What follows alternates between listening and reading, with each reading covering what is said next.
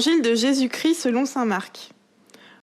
En ce temps-là, Jésus disait à ses disciples : « Prenez garde, restez éveillés, car vous ne savez pas quand ce sera le moment. C'est comme un homme parti en voyage. En quittant sa maison, il a donné tout pouvoir à ses serviteurs, fixé à chacun son travail, et demandé au portier de veiller. Veillez donc, car vous ne savez pas quand vient le maître de la maison, le soir ou à minuit, au chant du coq ou le matin. S'il arrive à l'improviste, il ne faudrait pas qu'il vous trouve endormi. Ce que je vous dis là, je le dis à tous. Veillez. » Parole du Seigneur.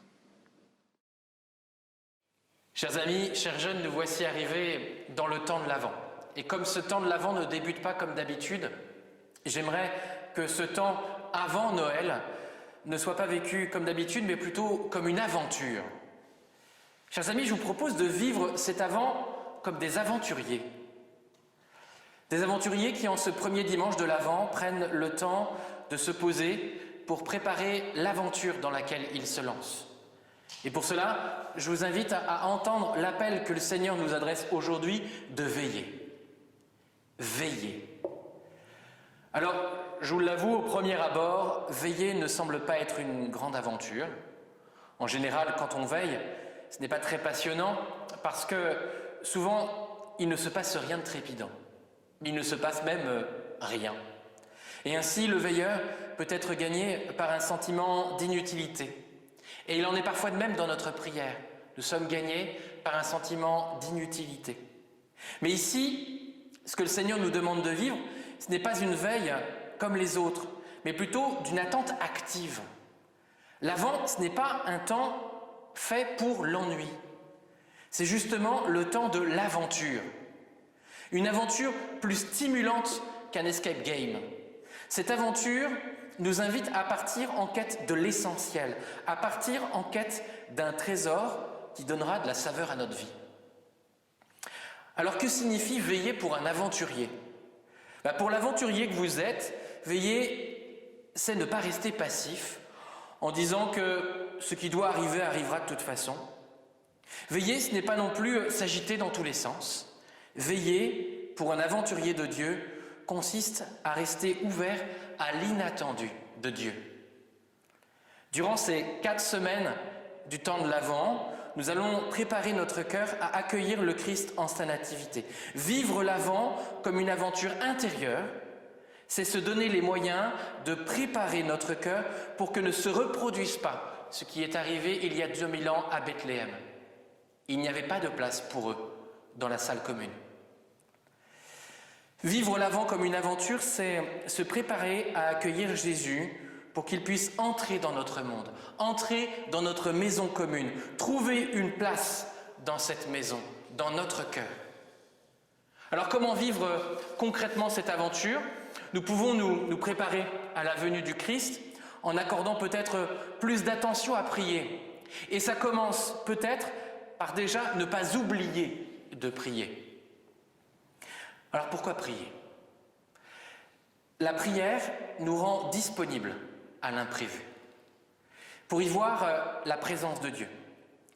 Nous vivons actuellement dans une culture où l'on cherche à se prémunir contre tout ce qui peut arriver. Même si nous constatons d'ailleurs que nous n'y arrivons pas, nous continuons à le désirer et à prendre toutes les précautions possibles et imaginables pour éviter les accidents. Éviter la misère, la maladie ou tout ce qui pourrait bousculer notre existence. Or, la vie de l'homme est une aventure. Et une aventure qui ne consiste pas à empêcher que le monde tourne, mais bien plutôt à lui permettre de tourner, et de tourner mieux. C'est là l'aventure que je vous propose de vivre.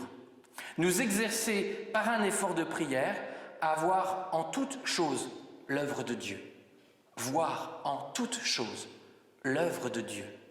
Exercer notre regard d'aventurier. Le regard du cœur nécessite d'être entraîné. Et c'est ainsi que nous saurons reconnaître dans l'enfant de la crèche l'impossible, l'improbable. Dieu qui vient vivre avec nous. Le véritable trésor de nos vies. Dieu avec nous. Chers jeunes, comme le dit le pape François, j'aime à croire que nous ne sommes pas venus dans le monde pour végéter, pour vivre dans la facilité, pour faire de la vie un canapé qui nous endorme. Au contraire, nous sommes venus pour autre chose, pour laisser une empreinte. Bref, nous sommes venus au monde pour vivre une aventure à la suite de Jésus. Or, pour suivre Jésus, il faut avoir une dose de courage.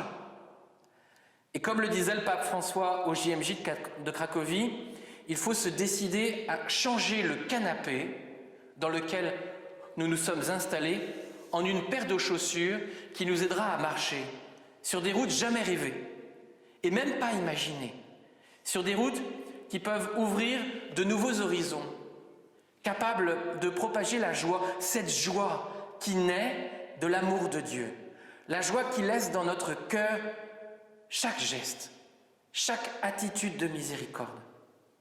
Alors, chers amis, ne vivons pas cet Avent bien tranquille dans notre canapé, lançons-nous dans une véritable aventure avec Dieu. Chers jeunes, vivons pleinement la première étape de cette aventure. Prions, veillons les mains levées vers celui qui peut tout. Amen.